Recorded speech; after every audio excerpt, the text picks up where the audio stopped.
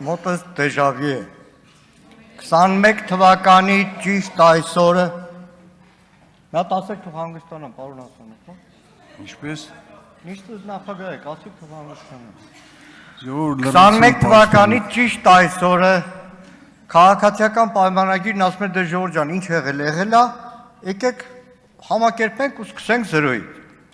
Եվ այդ օրը ելույթումս պատմեցի մի պատմություն, որը հիմա կրկնում եմ 88 թվականին Գերմանիայում ծառայության ժամանակ Գերմանիայում ճանապարհները նեղ է Սովետական բանակի բեռնատարները, որ ասում էին, ընդեղ էլ պլաստմասից էին ավտոները, մի հատ կպնում էին պլաստմասին, ավտոն փշրվում է, ավտոն չկա Զինվորը վարորդելում էր, ասում էր իզվինի դրուկ ու քշում գնում էր Հիմա նույն տպավորությունը այստեղ է Իզվինի դրուկ Պարոն Ռուբինյանն ասում է, ու ասում է, եկեք շարունակենք Լավ, համաձայն եմ, բայց ո՞նց շարունակեմ Ո՞նց շարունակեմ, Սարգսյան Արտուրը այս դալիճում նստած չի Ժողովուրդ մենակ մի դեպքը լիներ թեկուզ, այլևս բավական էր, որ հասկանանք, թե ինչ վիճակում է Ու գիտեք ինչի նստած չի, որովհետև նախորդ խորհրդարանում քաղաքական մեծամասնությունը առանց մեր փաստարկները լսելու, առանց Սարգսյան Արտուրի հիմնավորումները լսելու, գլխավոր դատախազի ստով թույլ տվեց, որ Սարգսյան Արտուրը կալանավորվի Որոշ պատգամավորներ կողմ են քվեարկել, ձեզ տեղեկացնեմ, այդ գլխավոր դատախազը այս ամբիոնից, որ խոսում էր զենքեր են գտել զենքեր, գիտեք ինչ զենքեր են,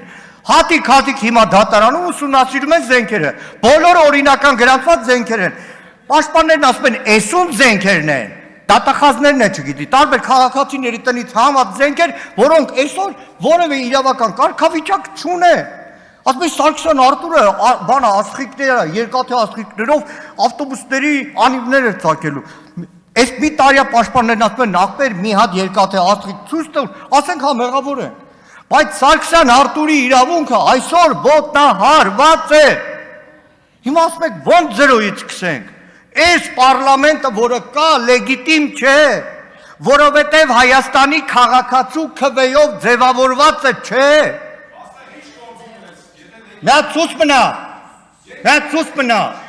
մնա ու լսի Ընտրում եմ լրություն պաշտպանեք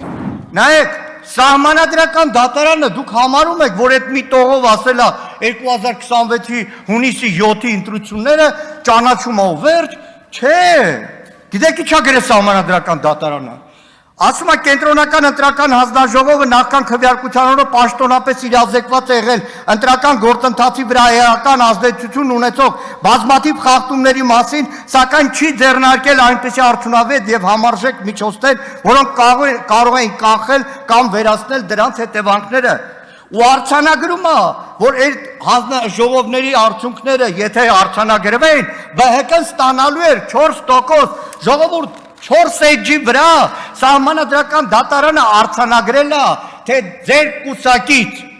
նախկին պատգամավոր հայկական ժամանակի նախկին լրագրող Վահագն Հովակիմյանի գլխավորությամբ կենտրոնական ընտրական հանձնաժողովը գողացել է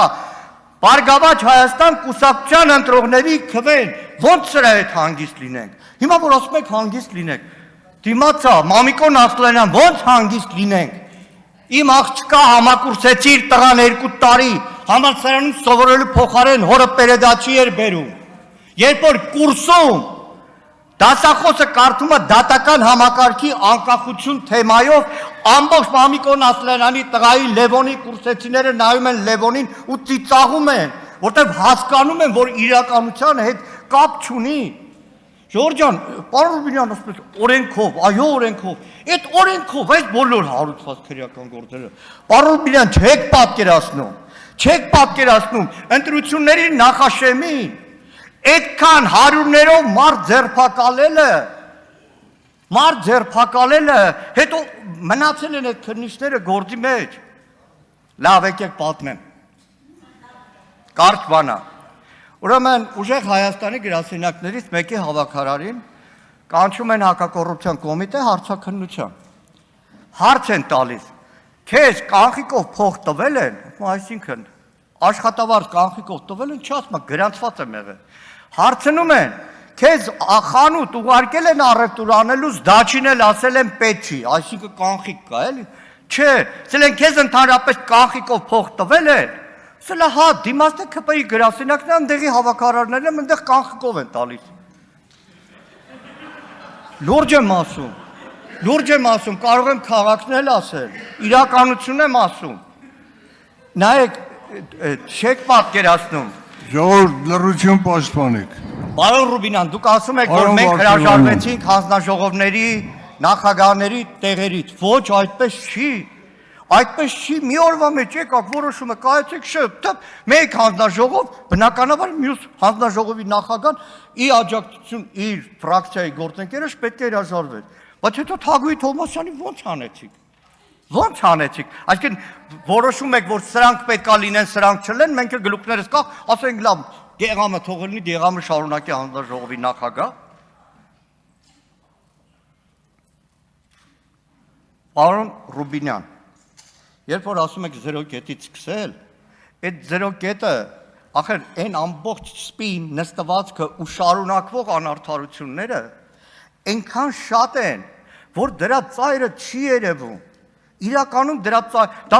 խոսքը վերաբերում է եւ արդարադատության համակարգին, եւ իրավապահ համակարգին։ Մենք չենք էլ անդրադառնում, պարոն Ռուբինյան, որ ասում ենք 0 կետից սկսենք, բայց մենք այս ընտրարշավի ընթացքում մեր հասարակությանը մի հատ ահավոր, եթե չասեմ հանցավոր տրավմա ենք հասցրել։ Հիմա ասում եմ մենք գանդամ այդպես ձևակերպել։ Հայաստանի շարքային քաղաքացին այլևս 24 ժամ 7 ռեժիմով գիտակցում է, որ իրան գաղտնա լսում են։ Ես անկեղծ եմ ասում, ամենամեծ տրավման, որ քաղաքացին ստացել է, թերևս այդ գաղտնա լսումից է։ Եվ իրականում ԱՀԾ տնօրենի մի անգամ մեր հանձնաժողովի փակ նիստում ասում, պարոն Սիմոնյան, մաման, որ մեր հողամասի ծառերի մասին ուզում է հետս խոսա, հեռախոսները տանում է կողքի սենյակ, ինձ էլ հանում է բալկոն, նոր է խոսում։ Դա իրականում մարդու ազատության այն ներքին ինքնագրաքննվող սահմանափակումից վատ ավելի ոչ մի բան չկա։ Այսքանը չեմ ուզում ես ժամանակը խլել, բայց մի առաջարկ Ռուբեն Ռուբինյանին կանեմ։ Դուք հավակնում եք ազգային ժողովի նախագահի պաշտոնին։ Որպես նախկինում եղած պատգամավոր, հետո որպես լրատվության ոլորտի ես շատ ազգային ժողովի նախագահներ եմ տեսել։ Տեսել եմ օրինակ Արա Բաբլոյանի, որ մեր թաղամասից է, քանակերից էր։ Շաբաթվա 5-6 օր ազգային ժողովի նախագահ էր, կիրակի օրը նստում էր սեփական մեքենան, գնում էր Կոմիտասի շուկայից առևտուրեր անում։ Մի առաջարկ պարոն Ռուբինյան, կարծում եմ հոգեբանորեն բոլորի վրա էլ դրական կազմի։ Ազգային ժողովի տարածքում, ազգային ժողովի տարածքում մանեկեք առանց ուղեկցող թիկնապահների։ Դա որևէ անվտանգության բան չի, բայց ինքը մարդկայնորեն ձեր կուսակից ընկերներից սկսած, մինչև լրագրողներ, մինչև ընդդիմադիր պատգամավորներ դիսկոմֆորտ առաջացնում։ Շնորհակալ եմ։